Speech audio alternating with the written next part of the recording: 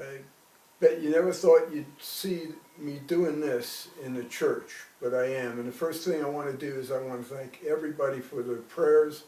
I've really felt them, honestly, and it's meant a lot to Cheryl and I.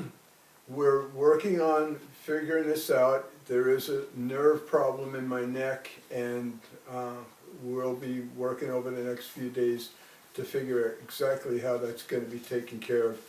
And I hope it's not too long before I'm able to be really back in normal activities once again.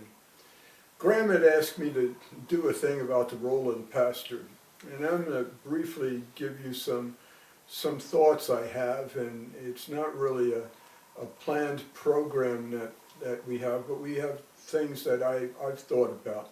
First of all, when we talk about the role of the pastor, we have to begin with the Bible, and in a sense that's beginning with history.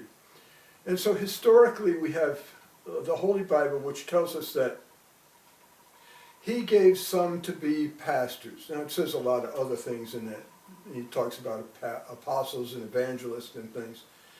And then at the end of that passage it says, for the purpose or to prepare the church or the saints for service or ministry, depending on how you want to look at those words. But the first thing we have is he gave. And in our church we believe firmly that whoever becomes the pastor after another pastor leaves, it's God's action through his people that lead these people together, and that God has a plan in mind here. So he gave some to be pastors. That means that not everybody fills this role. And I want to make a clear distinction between role and function, because the role of the pastor is to be that overseer within the church. But you'll see other people doing a lot of functions that the pastor does. For instance, people read lessons during the service, and people bring communion to people at home, those types of things. The next thing is that the word pastor is a uniquely Lutheran term, although that may not sound right to you because you hear, Pastor Carl over at the Baptist church and things like that. You hear pastor used so often, but it really was a uniquely Lutheran term, and there was a reason for it, and that reason goes into a few different things. First of all, Lutherans believe in the priesthood of all believers. In other words, you don't have a priest who stands between you and God. You have a pastor who shepherds a group of people, who hopefully is equipping them or training them to be of service in the community, in the areas in which they live, which includes also being in service of bringing the gospel to people.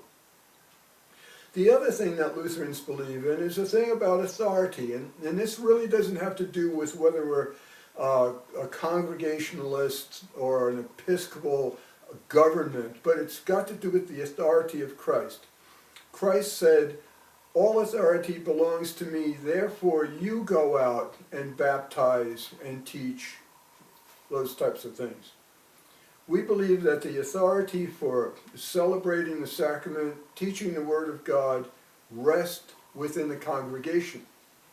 What happens is that the congregation selects a man from people who are certified by our synod to be the pastor who exercises that authority in the congregation's behalf. It's not government, it's the idea of ministry. And what I want you to keep in mind here is that the ministry has been transferred to the pastor. The oversight of the ministry has been transferred to the pastor. The ministry still belongs to the priesthood of all believers, you and the congregation. The third thing that's unique within our church is the idea of doing this with a proper call. Now, a proper call has changed over the years from basically a group of, in a mission society deciding which pastor would be good to go somewhere, and they send them out. And that's how our first pastors wound up in the United States. over the course of time that changed to where we have the call system that we have today. Calling a person properly simply means that we do it in the usual manner of the church. That's to do two things. One thing, you want to secure the fact that the person is theologically sound. That's where the church's blessing, if you will, comes in, the synod's blessing comes in. And they train people and they certify them as being theologically sound. But that doesn't necessarily mean they're a really good pastor. They're theologically sound. And I don't minimize the fact that you need that. But what you also need in a pastor in terms of when you call, and this is where it rests more upon the congregation, is that you need someone theologically sound, but who is also practically, in other words, in the way they practice ministry, missional. In other words, they have a missionary zeal for bringing people to Jesus Christ. This is what St. Paul's has got to think about in terms of the role of the next pastor. Pastoral tasking is the next thing. Now, that's the work of a pastor. And the principle I want you to keep in mind is that the task or the work of a pastor changes over the course of time with regards to history and society. Now, what do I mean by that is this. You go back to the apostles, and what you had were pre-church apostolic teachers.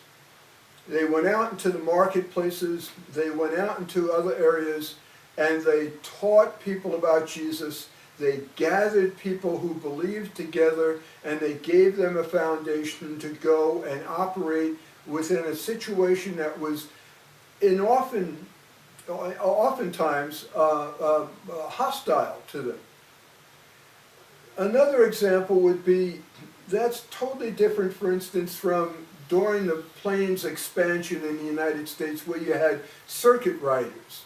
And the pastor would be in one town one night, and then another town the next, and another, and he'd just go in a big circle within a county or two county area, doing pastoral services, teaching people, holding, worship services, celebrating the sacrament. Those days are gone, although I can admit that in Nevada I used to travel all the ways to Ely once a month to do the same thing, but those days are basically gone. Then if you look and you think about post-World War II, and what you had is you had a situation after World War II, a lot of families were settling down, a lot of children were being born, and what was taking place is that the role of the pastor in that situation was really parochial management, because people wanted the church. They wanted to come to church. The church was a central part of society and their lives. And so you had these people coming, and they wanted elementary schools, and they wanted, programs for this and programs for that. And the pastor was really deeply involved in parochial management. And in a lot of ways, that's been a problem, because it's been hard for a lot of the older guys, like myself, to move out of that kind of a thing. We grew up with that. That's what we did most of our lives, but the times have changed. History and society brings us to another point. And this is what you often hear people talk about, post-church things. And now we're in a situation where we're going back to post-church, post-church apostolic teaching, where we have to have people who are prepared to meet people in the marketplace the same way St. Paul did. We have to have a congregation who owns the ministry of the church, have someone who can give them a vision and give them the preparation and give them the training and be able to sense the things within the community whereby you can best relate within your community in the marketplaces in order to tell people about Jesus Christ and in order to build the kingdom of God. With that in mind, I would suggest three things. There are a whole bunch of them, but I'm trying to keep it simple. Examples of things that make ministry move forward, especially in the age that we find ourselves in. When you talk about a pastor, talk in terms of vision. Talk in terms of the vision that you have, what you see as important in terms of bringing Christ within this community and how that happens. And you want to talk about what a pastor has in terms of a vision in those areas and how to accomplish that with you. Not for you, but with you. Second thing, talk in terms of skill sets or abilities. We've been together for a long time, and there's some skills I just don't have. And you've loved me and forgiven me because there's some skills I have that are really great. And we've been able to minister to and for and with each other for a long time. But as you look to the future, what kind of skills and what kind of abilities do you want a pastor to have? And I'll give you some practical example of this.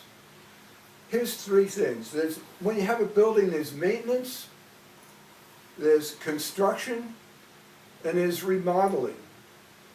Now, quite frankly, in my ministry and in my life, in terms of actually doing construction work, I've always liked maintenance and construction. And so while working for the church, I used to do mission development. And I'd go out and I'd organize a church, I'd get their first building built, I'd go off and I'd do the same thing all over again. And that was fun because you started out from scratch and you had all of, the possibilities in the world with nothing but the ground to work with.